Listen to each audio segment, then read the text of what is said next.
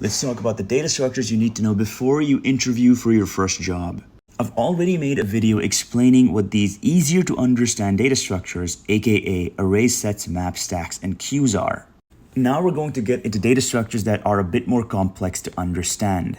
The primary reason linked lists, graphs, and trees are a bit more complex to use and understand is because you need to have your understanding of pointers under wraps before you can have a good handle on these data structures. A linked list is a connected series of nodes where each node has two things. Number one, it has a value. And number two, it has a pointer to the next node. Very important thing to keep in mind about linked lists: from any given node in a linked list, you can only access the node that comes after it.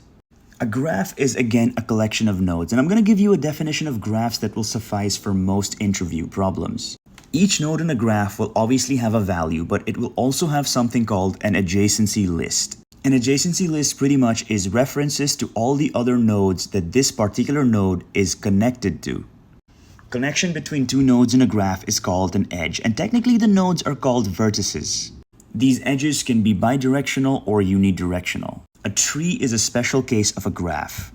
A tree will always have a root node, and a tree is a hierarchical graph where you have parent nodes and children nodes. A tree in which each node is allowed to have up to two children is called a binary tree. A binary search tree is when the left tree will all have nodes with values less than the current node, and the right tree will all have nodes with values greater than the current node.